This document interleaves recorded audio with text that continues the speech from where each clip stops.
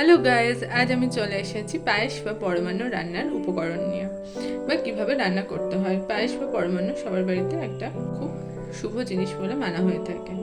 আচ্ছা, প্রথমে এর জন্য আমি একটা বাটিতে প্রায় 500 মতো দুধ নিয়েছি। এবার দুধটাকে আমি ফোটাতে দিয়েছি। এবার ফোটানোর সময় কী করতে হবে, দুধটাকে এভাবে আস্তে আস্তে নাড়াচাড়া করতে হবে এবং দুধের গায়ে যেগুলো লেগে যাবে একটু ফোটানোর পর সেগুলোকে ধরে ধরে ছাড়িয়ে দিতে হবে এবং দুধটা যতক্ষণ ঘন হচ্ছে ততক্ষণ আমাকে এইভাবে নাড়াচাড়া করে যেতে হবে। সবসময় যে পরিমাণ দুধ নেবেন তার অর্ধেক পরিমাণ চাল নেবেন। এবার চালটাকে আমি একটু সামান্য ঘি দিয়ে এই কড়াইয়ে নেড়ে নিয়েছি। চালের মধ্যে একটা আমি এলাচ অ্যাড করেছি যাতে সুন্দর গন্ধ ওঠে। দুধটা এখানে অনেকটাই ঘন হয়ে গেছে এবং দুধেও একটা এলাচ আমি দিয়েছি। কিছুক্ষণ এইভাবে তলটা ছাড়িয়ে নেওয়ার পর এবার আস্তে আস্তে এই চালটাকে এর মধ্যে আমি অ্যাড করে দেবো। চালটা আমি অ্যাড করে দিয়েছি।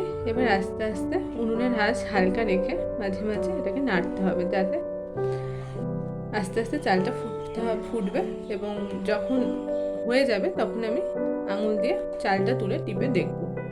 এবার আমি এই দুধের মধ্যে একটা তেজপাতা অ্যাড করে দিচ্ছি যাতে খুব সুন্দর গন্ধটা হয় সেটার জন্য। এবার একটু বাদে আমি চিনি অ্যাড করবো, এটার মধ্যে পরিমাণ মতো চিনি অ্যাড করে দেবেন। উনুনের আঁচটাকে এই সময় অবশ্যই লো টু মিডিয়ামে রাখবেন এবং আস্তে আস্তে চালটা ভাবে ফুটতে ফুটতে নরম হয়ে যাবে।